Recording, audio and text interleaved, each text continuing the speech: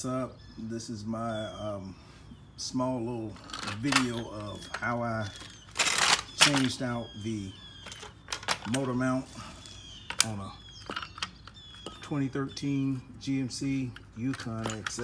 You can see this is the old one.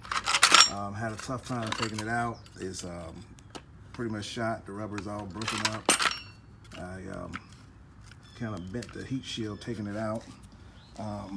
To my surprise, I thought it would be a lot easier once I got it out. I think it'd be a lot easier going back in.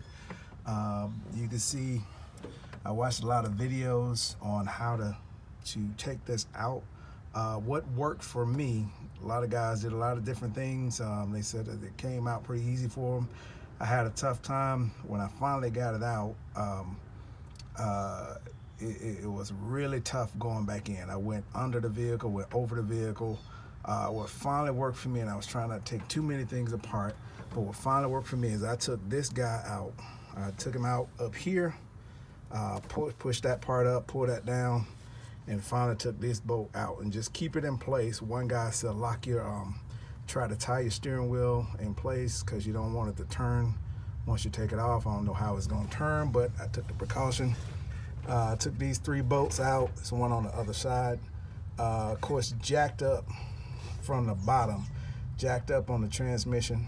I used a full-size floor jack with a brick and a 2x4 to put a piece on the transmission. Jacked it up as much as I thought I could. I didn't want to damage anything because I'm not a mechanic. But I also took this heat shield off. There's 5 of these bolts, 4 on the top and 1 on the bottom in the back there. Took this guy out. What finally worked for me, because I had to take I bought my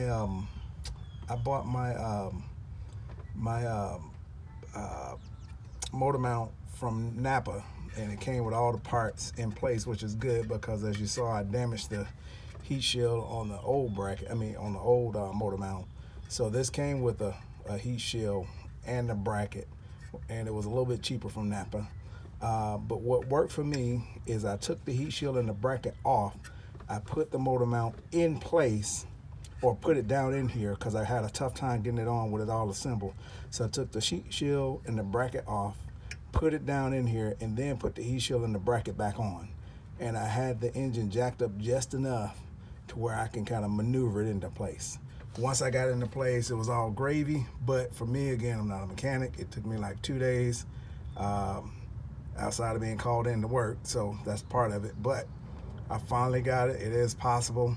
You don't have to do all that other stuff that GM may suggest, like taking the wheel off. I didn't take the wheel off, but I finally got it using a 15mm socket to get all the here are 15mm. These little guys are 10mm, but it is possible to do it if you want to do it. Oh, I also took this wire, this spark plug wire off too, just to take precaution to keep from snapping it. You may have to get somebody to kind of lift up with a crowbar to stick right in here to try to push up on the engine. Had my son doing that. It helped out a little bit, but hope that helps somebody who's trying to change it. Take care.